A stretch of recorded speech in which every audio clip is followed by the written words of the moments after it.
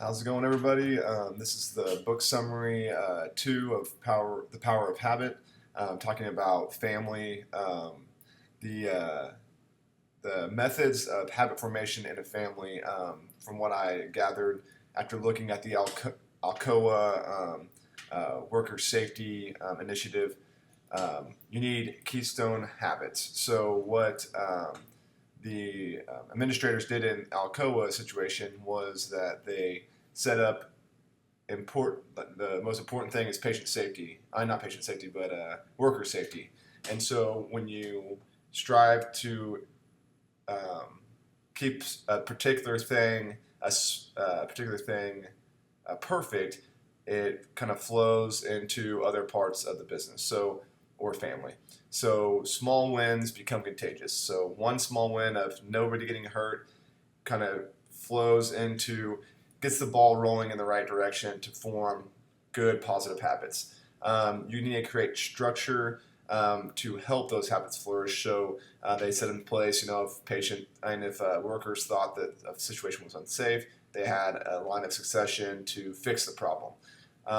Willpower is important, but if you don't have much willpower, it's easier to have these small wins and kind of build on your willpower and get more of a habit, like keystone habits, than having just direct willpower. And then the next question, discussing the habits to change for family. You need to focus on infliction points. So they used people that had the hip surgery or whatever, but you just need to figure out in the future what's going to suck. What obstacle is going to be difficult for you to cross. So, in particular, the gentleman who did the best with his hip surgery, he said, "Oh man, I know walking to see my wife is a reward, but it is going to be horrible walking, doing my physical therapy to walk to go see her." So he knew that after a few minutes he would be in a bunch of pain. He needs to address that. Be like, okay, at this time I'm gonna have a bunch of pain, and I need to power through, or I need to figure out a way to deal with that pain. So you just need to know your infliction points. What is going to stink or suck when you get to a certain point, and know what you're going to do when you hit that point. Um, don't get caught off guard. Know what's going to happen. Uh, Also, with changing habits, you never need to.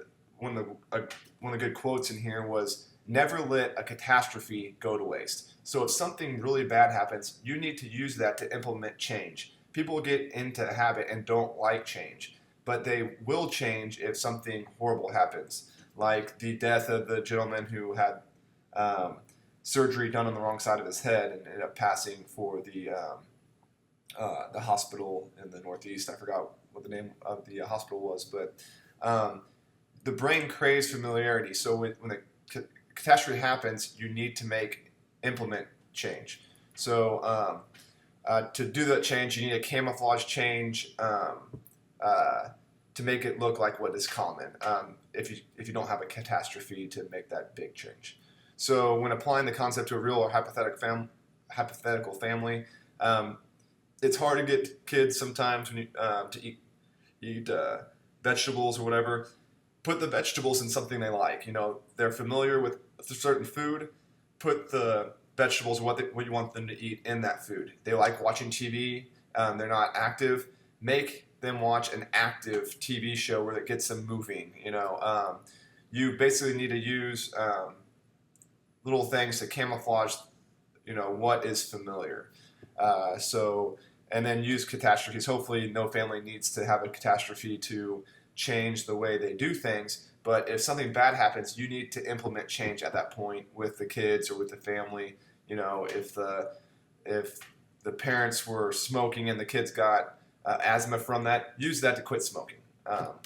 And that's my spiel for a summary of the power of habit. Thank you very much.